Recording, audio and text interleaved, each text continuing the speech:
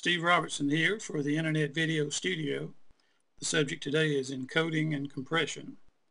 I'm working in the After Effects program because that allows me to demonstrate both of the most commonly used encoding formats that are available to both Mac and Windows users. That would be QuickTime and Flash Video.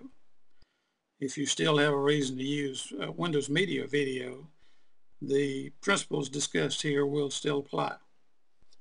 Once you have created your movie, you usually need to encode that movie into a format that will work for your end use. The first step is always to go to the File menu, choose Export, and let's start with QuickTime Movie. This will give you a dialog box with a variety of choices for your movie. Let's take them from top to bottom. When you click on Settings, the first thing you get is a drop-down menu that tells you all of the codecs that are available in the QuickTime system. Most of these you'll never have a use for.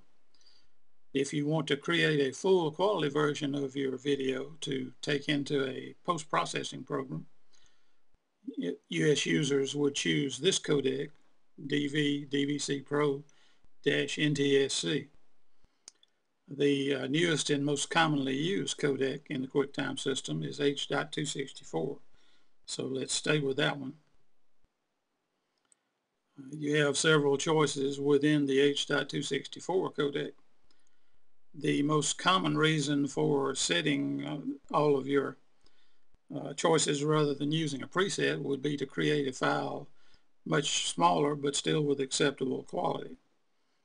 One way to do that is to look at your frames per second. The default is 29.97. You can make a much smaller file by going to 15 frames per second.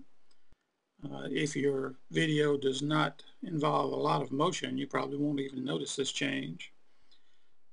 If you have a high motion video, such as a sports video, you might want to keep it at the default level. Keyframes, you can usually stick with the default.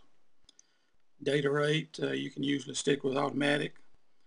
The compressor is another choice that will give you a big effect on the size of your file. Default is high quality. If you want to make a smaller file, you might want to go down to medium or even low. Encoding, leave it at multipass unless you're just in a big hurry to have your finished encoded video, in which case you can choose the single pass, but it will give you a slightly lower quality video. Now let's look at the next choice here. If you use an editing program to create your video, you'll probably never need to use QuickTime's filter button because all of these filters are available within your editing program. But if you use QuickTime Pro to encode QuickTime, you might occasionally use one of these filters. Another important choice is the size of your video. The default is the same size that the video was captured in your camera. To create a smaller file size, you want to choose a smaller video frame size, and one popular choice is 320 by 240 pixels. You can choose preserve aspect ratio if you have elements within your video that might be distorted by stretching or squeezing the video slightly.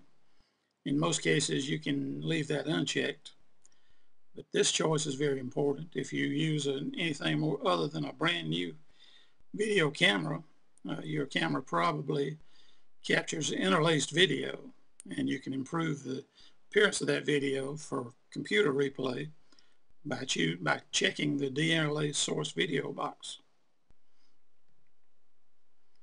Moving on down to sound, you see that the default is uncompressed sound. If you want to create a smaller file size for embedding in a web page or downloading, you can choose any one of these codecs to compress your audio. Common choice is MPEG-4. You can also set a lower data rate for the MPEG-4 encoding. This is especially effective if you have audio that is voice only. You can go down a bit on the data rate with voice only without affecting the quality of your audio. And the last choice here, prepare for internet streaming. The only reason you would uncheck that would be if you're creating a full quality video to move on to another post-processing program. Otherwise, leave that checked.